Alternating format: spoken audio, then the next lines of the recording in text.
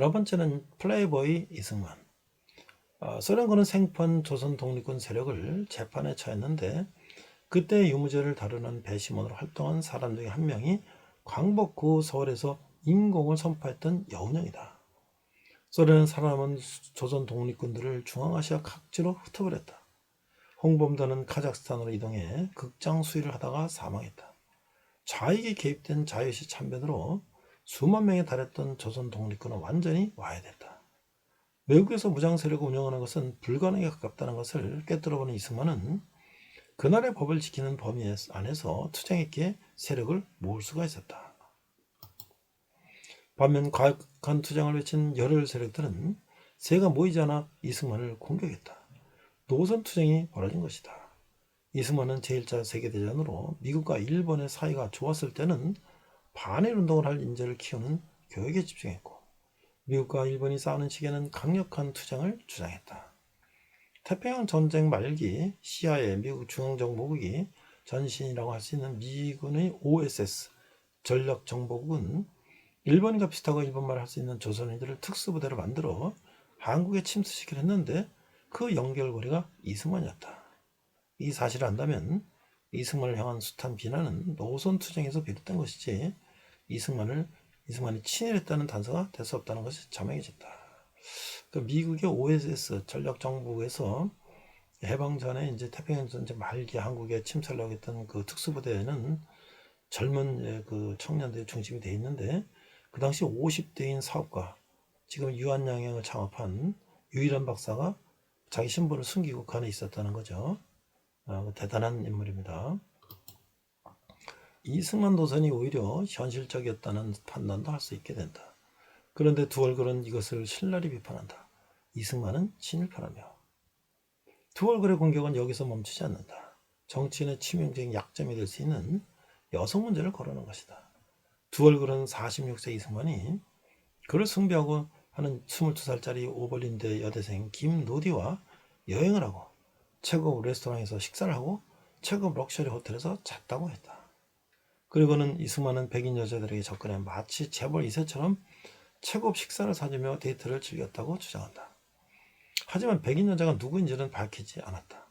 그러면서 미국 수사관들은 이승만을 부도덕한 플레이보이라고 했던지 그를 기소해버렸다고 한 후 그 유명한 맨법을 들먹인다. 이 맨 액트라는 법이 있는데 이 맨 액트, 맨법은 1910년 제임스 로버트 맨 의원이 발의해 제정된 것으로 성매매와 간통 방지를 주 목적으로 했다.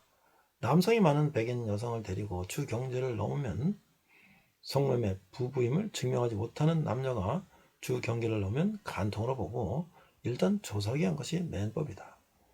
뜻은 좋았지만 이 법은 코에 걸면 코걸이, 귀에 걸면 귀걸이가 될 수 있어 특정 정치인의 명예를 훼손시키는 법으로 악용되는 경우가 많았다. 연예계 종사자던 여성들과 동의하는 경우가 많았다.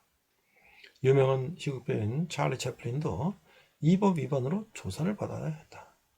한국 여성 김노디가 이승만을 존경한 것은 사실이다.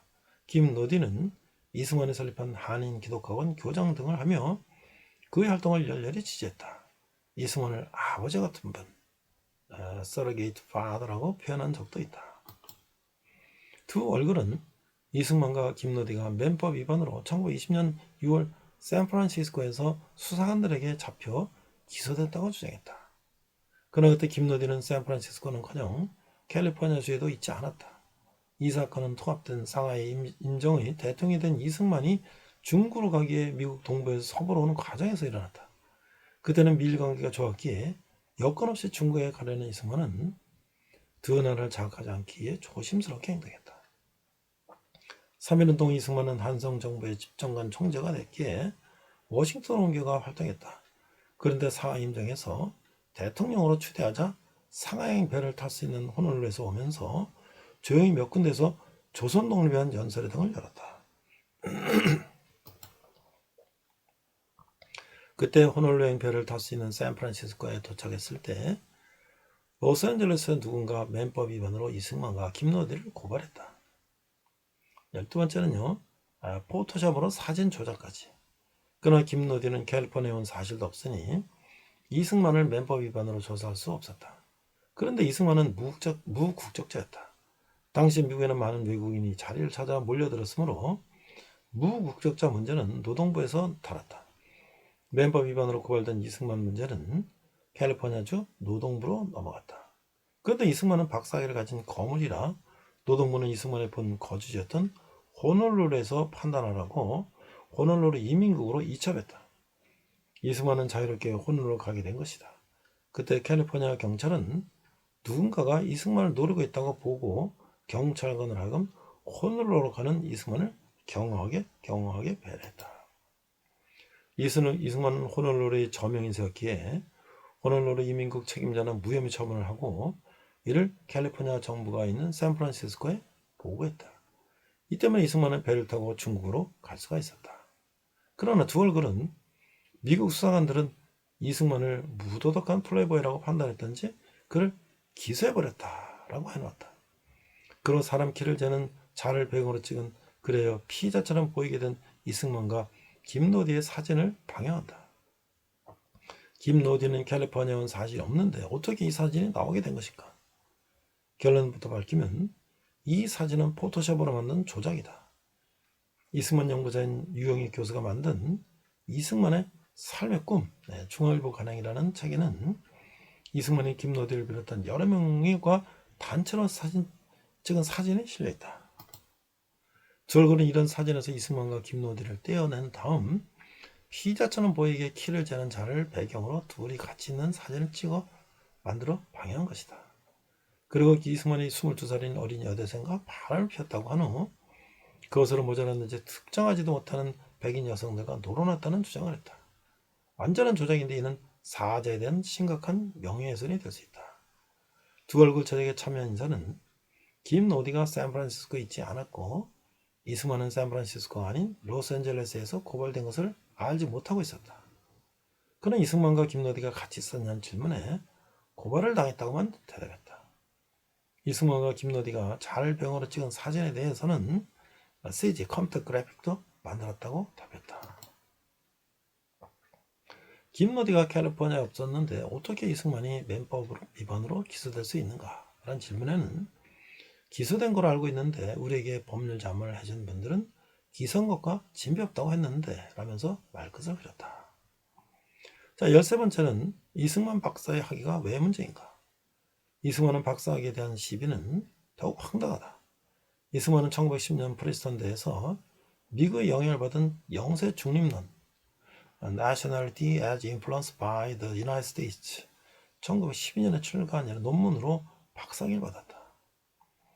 이 논문은 100년이 지난 지금도 잘 썼다는 평가를 받는다. 두 얼굴은 이승만이 석사학위를 받지 않고 프린스턴대로 갔고 프린스턴대에 적을 둔 상태에서 하버드에서 석사학위를 받은 것이 문제라고 지적한다.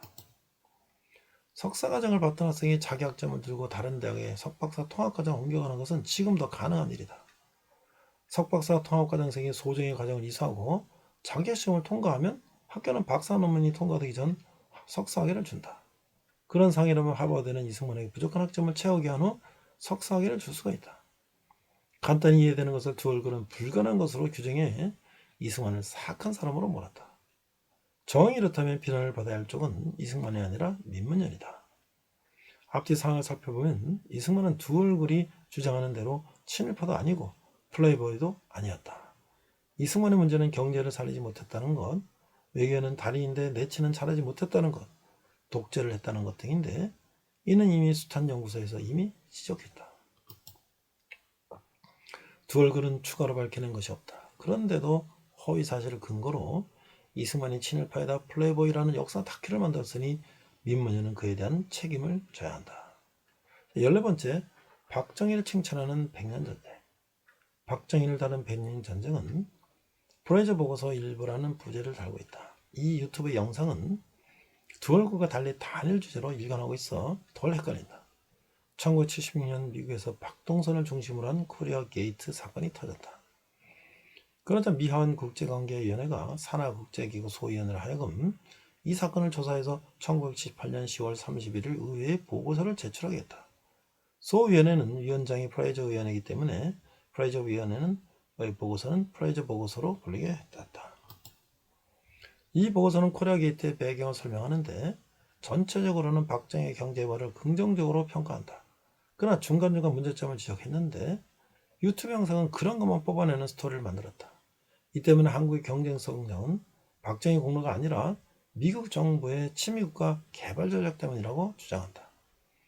미국의 자본의 위신을 높이고 일본을 보호하며 공산주의와의 대결에서 우위를 서기 위해 한국의 경제를 성장시켜줬다는 것이다.